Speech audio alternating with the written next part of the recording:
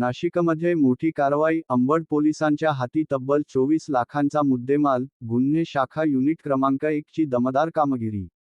चोरीच्या सोन्याच्या खरेदी विक्री करणाऱ्या टोळीचा पर्दाफाश. या कारवाईत अनेक आरोपी ताब्यात, तर सोने, चांदी आणि रोख रक्कम जप्त. पोलिसांच्या सतर्कतेमुळे मोठं रॅकेट उघडकीस. देज न्यूज मराठी प्रतिनिधी एजाज शेख, नाशिक.